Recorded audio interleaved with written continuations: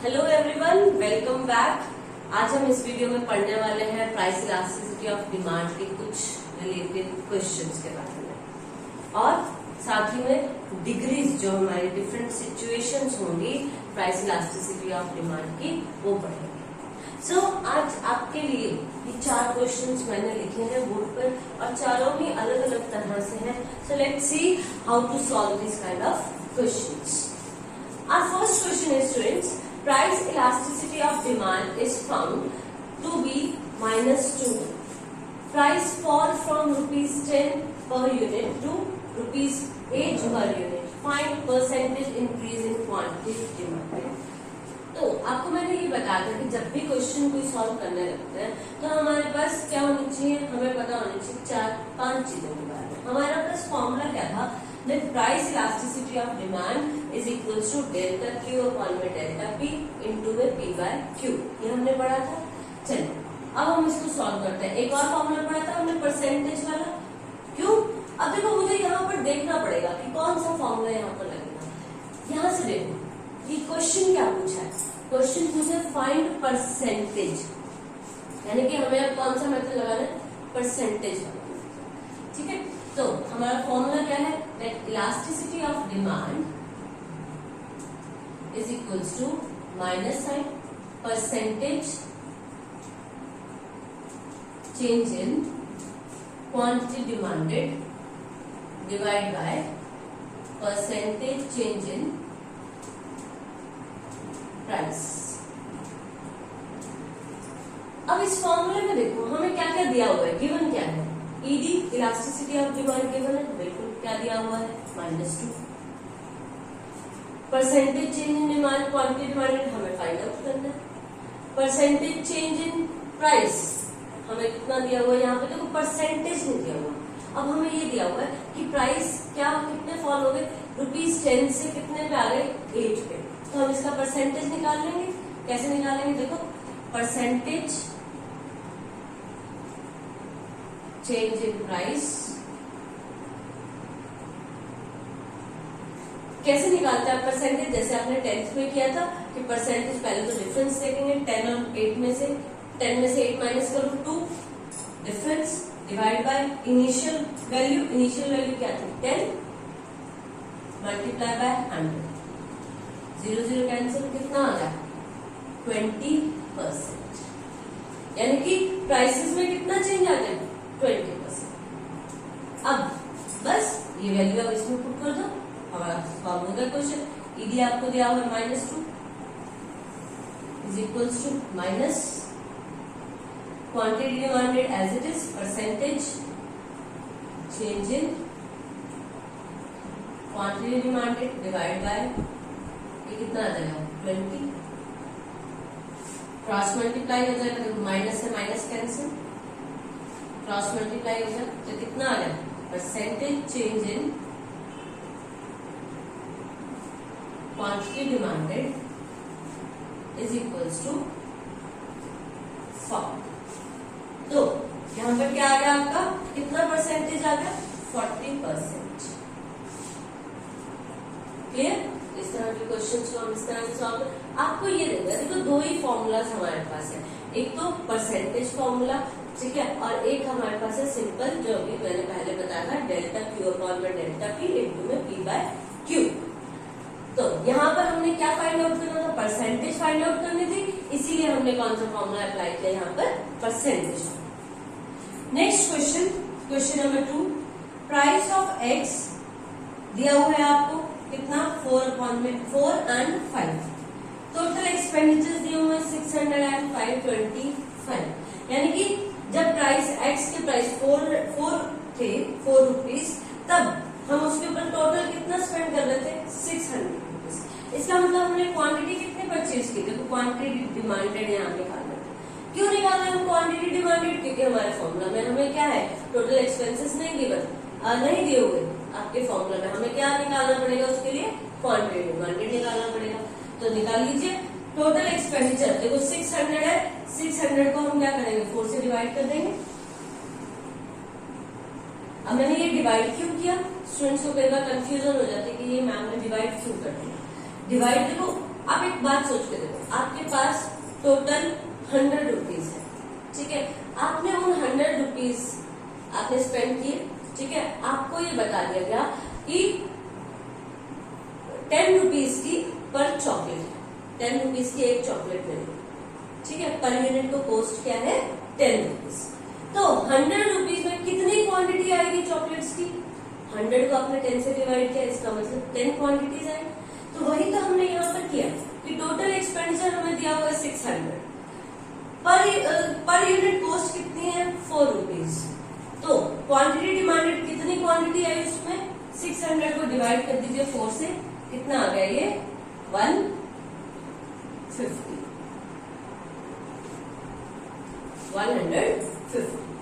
Similarly हम यहाँ पर भी निकालेंगे, प्राइस कितने हैं 5 rupees per unit, total expenditure क्या है हमने 525 का, 525 डिवाइड बाय 5 कितना आ गया ये 105। मीन्स ये क्या आ गई, ये हमारी क्वांटिटीज आ गई, ये आ गया क्यू और ये आ गया हमारे पास Q1। हमने क्या फाइंड आउट करना है, elasticity of demand find out करना है। तो ये क्या है P और ये क्या है P1। फॉर्मूला हमारे पास क्या है, that ED elasticity of demand is equals to delta Q upon में डेल्टा P मल्टीप्लाई बाय में P by Q। Now we know that delta Q is equals to Q1 minus Q. So let's find it out. Q1, here we have the value of Q1, that is 105 minus Q 150, subtract कर दीजिए, कितना आया है 45 minus का 45। Now let's find out delta P. This is also P1 minus P. P1 5, P4 5 minus 4 1। Now let's put this value in this formula. Put कर दीजिए आप ये वैल्यू इसमें, कैसे करेंगे आप देखो, डेल्टा क्यू कितना दिया हुआ, डेल्टा क्यू माइनस का 45, देखो यहाँ पे साइन माइनस का भी आता है, तो माइनस आगे माइनस 45 डिवाइड बाय कितना हुआ, डेल्टा पी कितना है 1 मल्टीप्लाई बाय P कितना है आपका 4 डिवाइड बाय Q कितना हमारे पास 150। अब इसको सॉल्व करेंगे हम,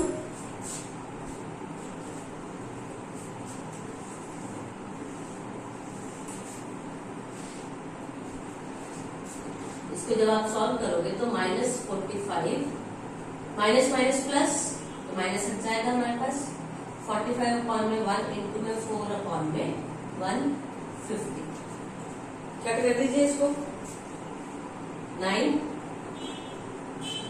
30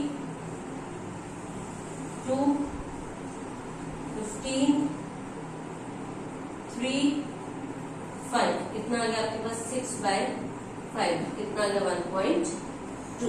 हमारी इलास्टिसिटी ऑफ डिमांड कितना आ गया 1.2। Okay, now let's do the next question. ठीक है, यहाँ पर हमने क्या दिया हुआ था, हमें दिया हुआ था टोटल एक्सपेंडिचर के साथ हमें प्राइसेस दिए हुए। तो firstly we have found quantity demanded की कितनी क्वांटिटी आएगी उतने प्राइसेस में, उसके बाद हमने डायरेक्टली उसको पुट कर दिया अपने फॉर्मूला से।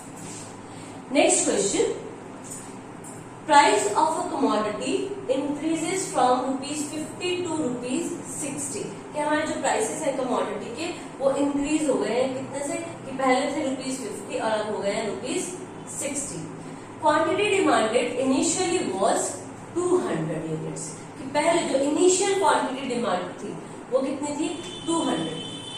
What should be the new quantity demanded if ED is unitary? Unitary का मतलब क्या है 1 के equal. So let's solve this question. Solution. सबसे पहले तो ये लिख लेते हैं हमारे पास गिवन क्या क्या है। देखो गिवन क्या है आपके पास, पहली बात तो Q कितना है, sorry P price, initial price कितना है हमारे पास 50 rupees, P1 60, Q1 given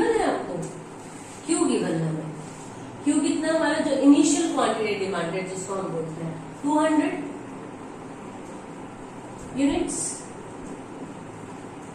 Q1 हमें नहीं पता क्योंकि ये तो हमने फाइंड आउट करना ना that what should be new quantity demanded, कि न्यू क्वांटिटी डिमांडेड क्या है। तो हमें Q1 नहीं पता तो लेट कर लिया हमने Q1 को Q1 ही लेट कर लिया, ठीक है। और ED आपको इलास्टिसिटी ऑफ डिमांड कितना गिवन है 1।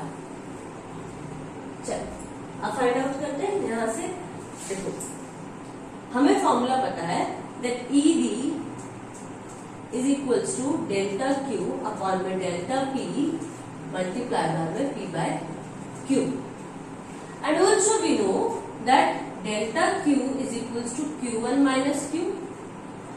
Q1 we don't know, we have supposed Q1 already, Q1, so delta Q क्या हो गया, Q1 को Q1 ही हमने डिनोट कर दिया, Q की वैल्यू क्या है 200, तो ये क्या आ गया आपका delta Q. Similarly, will you find delta P? Yes, that is P1 minus P. P1 60 already given, 60 minus 50, it will be 10. Now, let's put the values in this equation, in this formula. ED 1 is equals to, अब delta Q कितना है देखो, Q1 minus 200, Q1 minus 200. Don't forget about the minus sign. Okay? 1 is equals to this. Delta P, that is 10, already we have found. Multiply P 50, Q 200. Clear? Now 1 as it is. Let's solve this. 0 0 cancel. देखो ये हम इसको bracket में ले लेंगे क्योंकि इनको दोनों को इकट्ठा सॉल्व करेंगे। ये बात करते हैं ना कि इस 200 से ये 200 कैंसिल होता है। बहुत सारे बच्चे ये मिस्टेक करते हैं, कभी भी जब भी आपकी किसी भी वैल्यू के साथ यहाँ पर जब फंक्शन आ जाए ना, ऑपरेशन आ जाए प्लस माइनस का, ठीक है, तो पहले वो ऑपरेशन सॉल्व होगा, उसके बाद मल्टीप्लाई होगा या डिवाइड होगा, ठीक है। तो ये मिस्टेक ब्लंडर मत कर देना। सो इसको हम किससे कट कर सकते हैं, यहाँ पर इससे कट कर सकते हैं। 5 4 20, तो आपके पास कितना आ जाइए Q1 माइनस साइन, इसको अंदर मल्टीप्लाई कर देते हैं तो minus Q1 plus 200 divide by 4 multiply 10 40, ये इक्वेशन आ गई आपके पास। अब इसको सॉल्व करते हैं।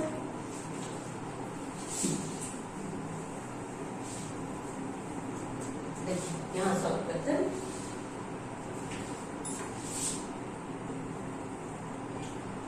यहां पे देखो ये क्या हो जाएगा, क्रॉस मल्टीप्लाई हो जाएगा, 41 से मल्टीप्लाई होगा तो 40 is equals to minus Q1 plus 200।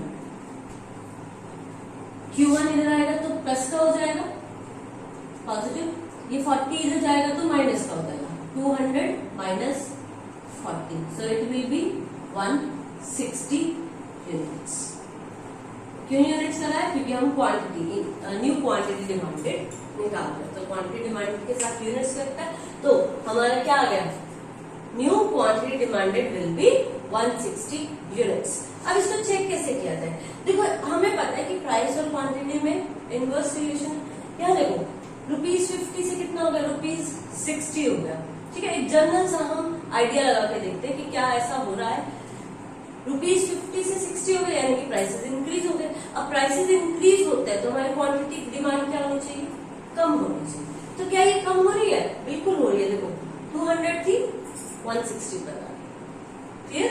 तो यहाँ पर हमारे पास क्या है, एक हमें आइडिया लग जाता है कि हमारा क्वेश्चन ऑलमोस्ट ठीक है। वैसे हमारा क्वेश्चन बिल्कुल ठीक है, ठीक है। तो इस तरह से आप पहले क्या करेंगे, आप पहले क्या लिखेंगे, जो हमें गिवन है वो सब कुछ हम पहले लिख लेंगे, उसके बाद स्टेप बाय स्टेप हम क्वेश्चन करते जाएंगे। ना आज का लास्ट क्वेश्चन देखते हैं, ये भी बिल्कुल डिफरेंट है। देखो तीनों तीनों अभी तक जितने भी हमने क्वेश्चंस किए वो तीनों के तीनों डिफरेंट है। कि पहले में हमने परसेंटेज मेथड का यूज किया, यहाँ पे हमें टोटल एक्सपेंडिचर दिया हुआ था तो हमने क्वांटिटी डिमांडेड निकाला वहां पर। यहाँ पर हमें ईडी गिवन था, इनिशियल जो आपकी क्वांटिटी डिमांडेड थी वो गिवन थी, आपने न्यू क्वांटिटी डिमांडेड निकाली है। यही क्वेश्चन जो है ये सिमिलर क्वेश्चन आपका किससे हो जाएगा कि अगर आपको मान लो सपोज करो क्वांटिटीज दी हुई है, मीन्स इनिशियल भी गिवन है और न्यू क्वांटिटी भी गिवन है, तो और आपको इनिशियल प्राइस गिवन है और ये बोलते हैं कि आपको न्यू प्राइस फाइंड आउट करना है। तो मेथड यही है, सेम है, सिर्फ क्या हो जाएगा जहां हमने Q1 को Q1 लेट किया, यहाँ पर आप P1 को कुछ भी लेट कर सकते हैं XYZ। आप इस क्वेश्चन में भी Q1 को XYZ कुछ भी लेट कर सकते हैं, मैंने यहाँ पर Q1 लिया। तो मेथड वही सेम रहेगा, वैल्यूज पुट कीजिए और फाइंड आउट कर दीजिए, ठीक है। Next fourth question, a consumer spent rupees 1500 on a good price at rupees 10 per unit. When price rises by 20%, the consumer continue to spend 1500. एक कंज्यूमर है, वो कितने स्पेंड करता है, वो 1500 रुपए एक गुड्स को परचेज करने पे टोटल स्पेंड करता है, मीन्स टोटल जो एक्सपेंडिचर है उसका कितने का है 1500।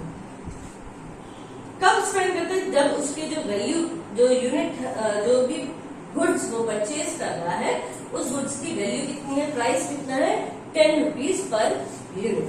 यानी कि हमें पी तो दिया हुआ है, देखो सॉल्यूशन पी का हमें गिवन है कितना ₹10। आगे देखो व्हेन प्राइस राइजेस बाय 20%, अब ये प्राइस बढ़ गए, कितने बढ़ गए 20% इंक्रीज हो गया।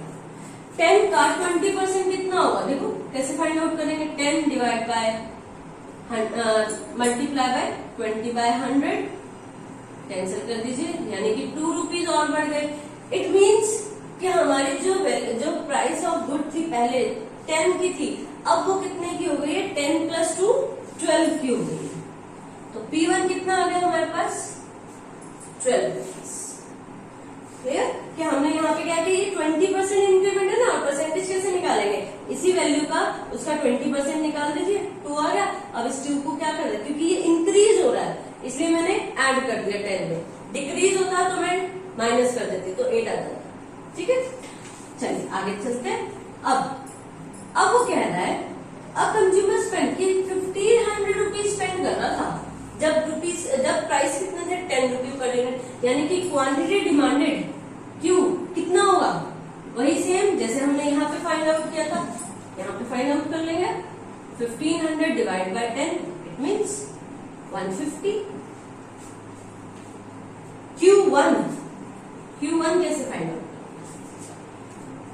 आगे क्या कह रही, the consumer continue to spend ₹1500 की कंज्यूमर प्राइस के बढ़ने पर भी कंज्यूमर क्या कर रहा है, कंटिन्यू रखा है कि उसने 1500 पहले स्पेंड कर रहा था, अब भी 1500 ही स्पेंड कर रहा है, लेकिन पहले प्राइस थे 10 अब प्राइस है 12। तो Q1 क्या आ जाएगा, आप डिवाइड कर देंगे 1500 को 12 से, क्योंकि अब प्राइसेस कितने हैं 12। तो अब क्वांटिटी डिमांडेड कितनी हो जाएगी, क्वांटिटी 12 1 × 12 30 2 and 5।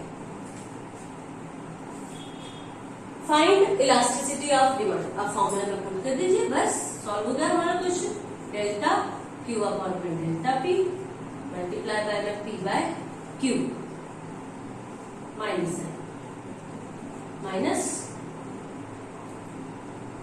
डेल्टा Q क्या होता है, Q1 minus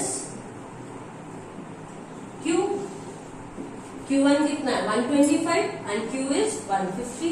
So 125 minus 150, it will be minus 25.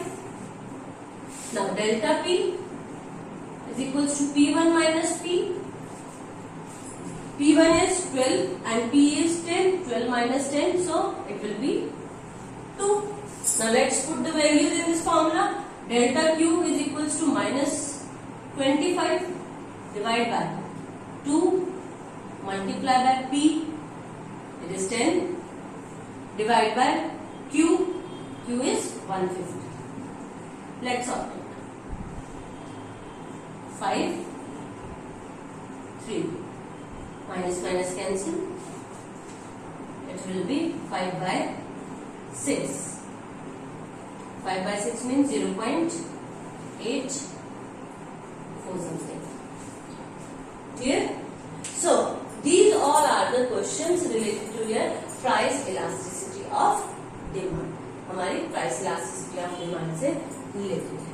Now let's discuss about the degrees or you can say situations of price elasticity of demand. Now let's discuss about the distinct situations of elasticity of demand. Situation response degrees भी बोलते हैं कि degrees, different degrees of price elasticity of demand. हमारे पास 5 degrees है, 5 situations है. So one by one हम discuss करते हैं. Let's see the first situation. First situation we will call it perfectly elastic demand. देखो सबसे पहले एक चीज ध्यान में रखना, इलास्टिक का मतलब जो चेंज हो जाए. इलास्टिक खींचते हैं हम, ठीक है, उसकी पोजीशन क्या हो जाती है, खींचते तो चेंज हो जाता है, फिर से वापस आ जाता है. इन इलास्टिक जो चेंज नहीं होती. यहाँ पर हम बात कर रहे हैं इसकी डिमांड की, कि ऐसी डिमांड जो चेंज हो जाए और ऐसी डिमांड जो चेंज नहीं होती. परफेक्टली मीन्स अच्छे से, बिल्कुल, जहां पे कोई गुंजाइश ना हो, ना चेंज हो.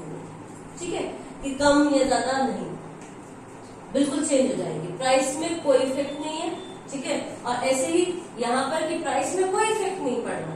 परफेक्टली डिमांड जो है वो इन इलास्टिक है कि प्राइस जैसे मर्जी होते जाए, हमारी डिमांड चेंज नहीं. अब देखो फर्स्ट सिचुएशन के अंदर परफेक्टली इलास्टिक डिमांड में क्या होता है कि आपके प्राइसेस में कोई भी चेंजेस नहीं आते. प्राइसेस हमारे क्या रहते हैं, सेम रहते हैं, लेकिन हमारी जो क्वांटिटी डिमांड है वो क्या हो जाती है, चेंज हो जाती है. कि पहले हम क्वांटिटी Q की डिमांड कर रहे थे, अब हम क्वांटिटी Q1 की डिमांड कर रहे हैं. प्राइसेस में कोई चेंजेस नहीं है. हाँ, आपके अदर डिटर्मिनेंट्स में चेंज हो सकता है आपकी इनकम चेंज हो जाए या कुछ भी सब्स्टिट्यूट के प्राइसेस में कोई चेंजेस आ जाए, लेकिन कमोडिटी के प्राइस में कोई भी चेंजेस नहीं होंगे. तो ऐसी इलास्टिक, तो हमारा इस तरह की जो प्राइस इलास्टिसिटी होती है, इसको बोलते हैं परफेक्टली इलास्टिक डिमांड.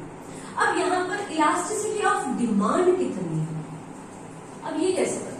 अब स्टूडेंट्स कंफ्यूज होते हैं कि ये 0 थी या इंफिनिटी थी, कितनी थी, 1 थी, क्या थी. बहुत ही सिंपल सा फॉर्मूला आपको लर्न करने की बिल्कुल भी जरूरत नहीं है. कैसे, देखो हमने अभी फॉर्मूला किया था क्या, कि इलास्टिसिटी ऑफ डिमांड किसके इक्वल होती है, डेल्टा Q अपॉन में डेल्टा P इंटू में P by Q. Delta Q का मतलब था कि जो चेंजेस हो रहे हैं Q में, और डेल्टा P में जो प्राइसेस में चेंजेस. देखो क्वांटिटी में चेंज हो रहा है, बिल्कुल पहले हम 1 क्वांटिटी चेंज कर रहे थे, लेट कर लिए कि ये 2 है. कितना चेंज आया, 1 से 2 पर हो गई, 1 यूनिट का चेंज आया, बिल्कुल डिवाइड बाय. क्या प्राइसेस में कोई चेंज आ रहा है, देखो प्राइसेस इतने ही प्राइसेस कब थे, जब क्वांटिटी 1, जब हम डिमांड कर रहे थे, और वही प्राइसेस उतने ही, सपोज करो यहाँ पे 5 प्राइस है, तो 5 प्राइसेस पर ही अब क्वांटिटी 2 की, तो प्राइसेस में कोई भी चेंज नहीं है, यानी कि 0 चेंज. मल्टीप्लाई अब हमें यहाँ पे जरूरत ही नहीं है, P by Q as it is हम लगा देते हैं कि क्या इनिशियल था वो लिख सकते हो, 5, Q क्या था, 1 था, जो मर्जी लिखो. यहाँ पर देखो डिवाइड में 0 आ गया. जब भी हम किसी भी वैल्यू को 0 से डिवाइड करते हैं तो उसका आंसर क्या आता है हमारे पास, इन्फिनिटी. कोई भी वैल्यू, और इन्फिनिटी को किसी भी चीज से मल्टीप्लाई कर लो, वो भी क्या होता है, इन्फिनिटी होता है. तो यहाँ पे इलास्टिसिटी ऑफ डिमांड कैसी है, इन्फिनिटी. लर्न करने की बिल्कुल जरूरत नहीं है, आराम से फाइंड आउट कर लो, ठीक है, रफ में, कि यहाँ पर क्या था. अगर भूल भी जाते हो, याद रहता है तो अच्छा, वेल एंड गुड. अदरवाइज यहाँ पर क्या है, आपको फॉर्मूला लर्न है, आप फॉर्मूला से इजीली उसको फाइंड आउट कर सकते. नेक्स्ट सिचुएशन है हमारे पास perfectly inelastic demand. Inelastic means demand में कोई चेंजेस नहीं होगा. डिमांड कैसी रहेगी, एक ही रहेगी, मीन्स कोई चेंजेस नहीं. ऐसी डिमांड किस में होती है, नेसेसरी गुड्स के केस में, कि यहाँ पे प्राइसेस पहले इतने थे प्राइस, तब भी हम क्वांटिटी Q की ही डिमांड कर रहे थे. प्राइसेस बढ़ गए, P से P1 हो गए, तब भी हमने क्या किया, क्वांटिटी में हमारे कोई चेंजेस नहीं है, उतनी ही डिमांड कर रहे हैं. प्राइसेस कम हो गए, तब भी हमारी क्वांटिटी कैसी है, वही सेम है. तो इस तरह की डिमांड डिमांड को क्या कहते हैं हम, इन इलास्टिक डिमांड। अब यहाँ पर क्वांटिटी डिमांडेड कितना होगा, वही सेम। अब मुझे नहीं पता वहां पे कितना आएगा, भूल गई, तो हम फॉर्मूला से निकाल लेते हैं। कैसे, देखो फॉर्मूला वही रहेगा सेम आपका, डेल्टा क्यू अपन में डेल्टा पी इंटू में P by Q. Delta Q, क्या क्यू में कोई चेंजेस आ रहे हैं, डिमांड हमारी चेंज हो रही है, बिल्कुल नहीं हो रही। जब P2 थे प्राइसेस तब भी हम 5 की डिमांड कर रहे थे, P है तब भी 5 की कर रहे हैं, P1 है तब भी 5 की कर रहे हैं। तो प्राइसेस में, क्वांटिटी में हमारे कोई भी चेंजेस नहीं है, तो क्या हो गया 0 डिवाइड बाय डेल्टा पी। क्या हम मान लो, चलो आपका यहाँ 1 था, ये 2, ये 3, तो 2 से 3, ठीक है, कितना चेंजेस आ गया। पहले आपका इनिशियल मान लो 2 था, अब हमारे प्राइसेस इंक्रीज हो गए तो 1 का चेंज आ गया, मल्टीप्लाई में P बाई क्यू। आपका P बाई क्यू क्या है, कुछ भी ले लीजिए, 2 हमारा प्राइस था पहले 2, क्वांटिटी हमारी कोई चेंज नहीं थी 5। अब देखो 0 को किसी से भी डिवाइड करोगे तो 0, 0 मल्टीप्लाई एनीथिंग 0, तो हमारी इलास्टिसिटी ऑफ डिमांड कितनी आ गई, 0। तो इलास्टिसिटी ऑफ डिमांड यहाँ पर इस केस में कितनी हो जाएगी, 0। परफेक्टली इलास्टिक डिमांड में इलास्टिसिटी ऑफ डिमांड कितनी है, infinity. Perfectly inelastic demand में इलास्टिसिटी ऑफ डिमांड कितनी है, 0। Now next third situation is rectangular hyperbola curve, या इसको हम कहते हैं unitary elasticity of demand. Unitary demand भी बोलते हैं इसको, यूनिटरी क्यों बोलते हैं अभी देखेंगे हम आगे कि क्यों बोलते हैं इसको। पहली बात तो रेक्टेंगुलर हाइपरबोला, तो इस तरह का कुछ हाइपरबोला टाइप कर्व बनेगा, ठीक है। जहां पर देखो ये सिचुएशन कब होती है, जब प्राइसेस में भी उतना ही चेंज आए अकॉर्डिंग टू क्वांटिटी, कि क्वांटिटी के अंदर अगर मेरी क्वांटिटी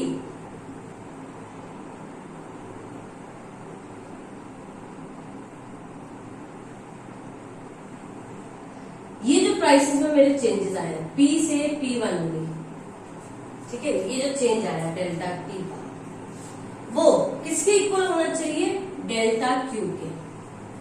मीन्स ये जो एरिया है, ये एरिया किसके इक्वल होगा, इस एरिया के इक्वल होगा। कि जितना चेंजेस हमारे प्राइसेस में आया उतना ही चेंज हमारी क्वांटिटी में आ गया, उसको बोलते हैं हम रेक्टेंगुलर हाइपरबोला कर्व या यूनिटरी डिमांड।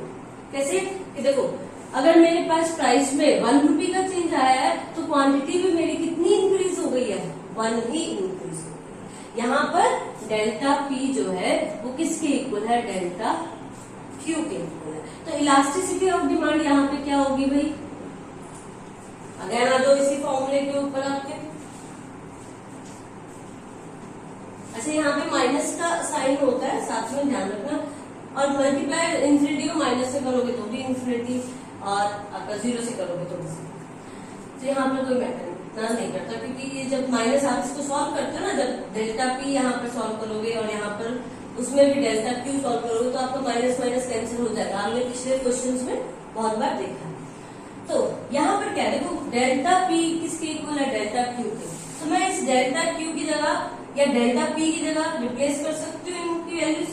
सपोज करो मैंने डेल्टा Q को डेल्टा P ही लिख दिया, आप डेल्टा P को डेल्टा Q भी लिख सकते हो।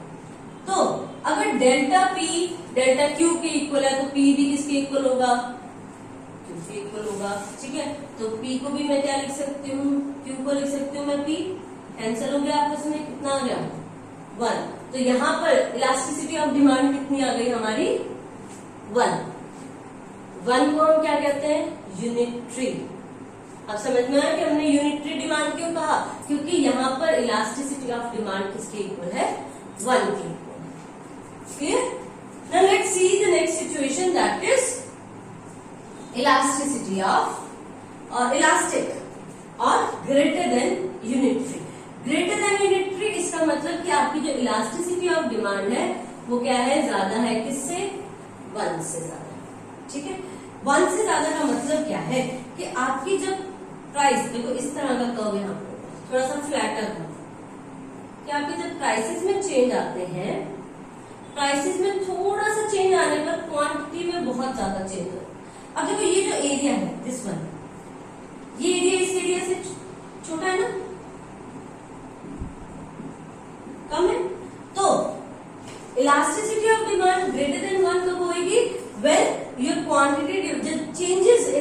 Quantity demanded will be more than the changes in the price, कि प्राइस के अंदर जो चेंज आएंगे वो क्या होंगे, कम होंगे, या आप इसको रिवर्स भी बोल सकते हैं कि क्वांटिटी डिमांडेड में जो चेंजेस आ रहे हैं वो क्या है, ज्यादा है as compare to change in price.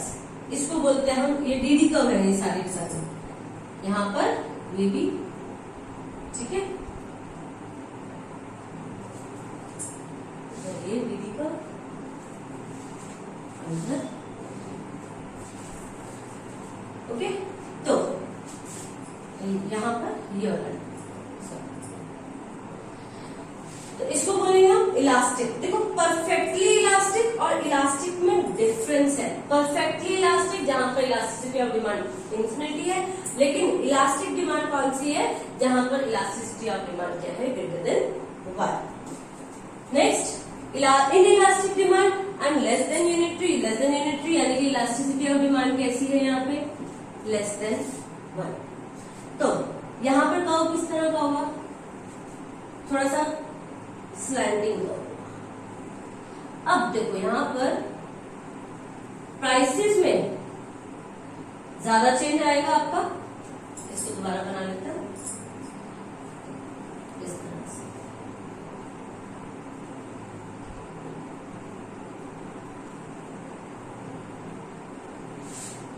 देखो प्राइसेस के अंदर P से P1, Q से Q1,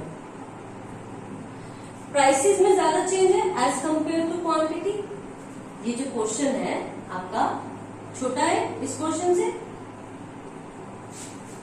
तो elasticity of demand less than 1 कब होएगी, when changes in quantity demanded is less than the changes in the prices, कि जब हमारे प्राइसेस में जो चेंजेस आ रहे हैं वो ज्यादा है किससे, क्वांटिटी डिमांडेड से, या हम ये कह सकते हैं कि क्वांटिटी डिमांडेड की चेंजेस क्या है, कम है as compare to prices. Clear. तो ये आपकी क्या थी, सिचुएशंस थी किसकी, प्राइस इलास्टिसिटी ऑफ डिमांड की। अगर हम इसको कंबाइन करके करें, ठीक है, कॉम्बिनेशन इसका करें, तो हम किस तरह से बना सकते हैं इसको,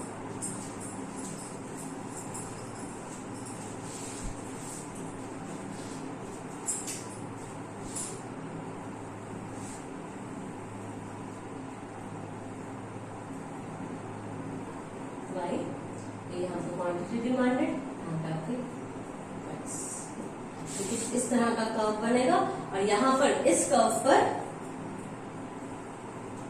कर्व में क्या होगा, यहाँ पर ये जो सिचुएशन होगी आपकी,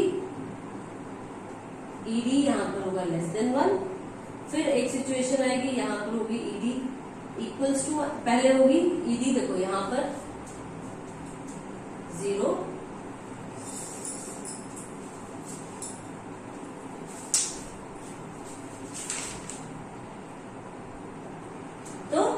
इसको कंबाइन कर देते हैं हम एक ही डायग्राम में। किस तरह से शो करेंगे, ये आपका क्या है, जब ईडी इक्वल टू 1 है, ओके, इस पॉइंट पर हम देखते हैं, तो जब ये इस तरह की कर्व है फ्लैटर, तो ईडी क्या है, ग्रेटर देन 1, थोड़ा सा टिल्ट स्लैंट में, ईडी लेस देन 1, इस तरह का है तो ईडी इक्वल्स टू इंफिनिटी।